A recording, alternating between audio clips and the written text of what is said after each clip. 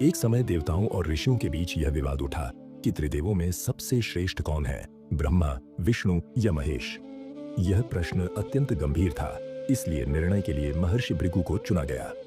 सभी ने माना कि केवल भृगु मुनि ही निष्पक्ष निर्णय कर सकते हैं। भृगु मुनि ने निश्चय किया कि वे स्वयं तीनों देवों की परीक्षा करेंगे। उन्होंने सोचा कि वे उनके व्यवहार और भाव से जानेंगे कि कौन सबसे श्रेष्ठ है। सबसे पहले वे ब्रह्मलोक गए, जहां ब्रह्मा जी सृष्टि निर्माण में व्यस्त थे। भृगु मुनि ने जानबूझकर उन्हें प्रणाम नहीं किया ताकि उनके अहंकार और क्षमा का परीक्षण हो सके। ब्रह्मा जी को यह व्यवहार अपमानजनक लगा और उन्होंने क्रोध में कहा, भृगु, तुम मेरे पुत्रवत हो, फिर भी प्रणाम नहीं किया। यद्यपि उन्होंने स्वयं को संयमित किया, परंतु उनके मन में रोष उत्पन्न हुआ। भृगु मुनि समझ गए कि ब्रह्मा में क्रोध है, अतः वे सर्वश्रेष्ठ नहीं हैं। अब वे कैलाश पर्वत पर भगवान शंकर के पास पहुंचे, जहां शिवजी माता पार्वती के साथ लीला कर रहे थे। शिवजी ने प्रेम पूर्वक भृगु को गले लगाने के लिए आगे बढ़े, किंतु भृगु मुनि ने कहा, हे महादेव, मैं तपस्वी हूँ, कृपया मुझे स्पर्श न करें।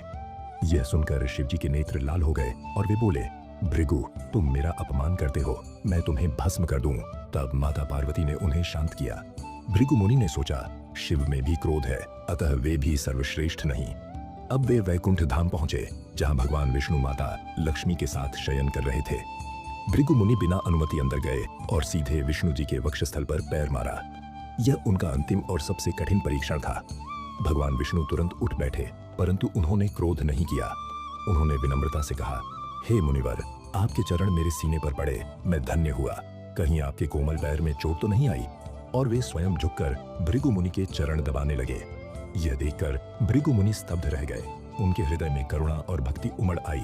उन्होंने विष्णु जी से क्षमा मांगी और कहा, प्रभु, यह केवल आपकी परीक्षा थी। आपने क्रोध नहीं किया, बल्कि करुणा दिखाई। आप ही वह परम पुरुष हैं जो क्षमा के सागर हैं। इसके बाद भृगु ने त्रिदेवों में विष्णु को सबसे श्रेष्ठ घोषित किया। देवताओं और ऋषियों ने भी इस निर्णय को स्वीकार किया।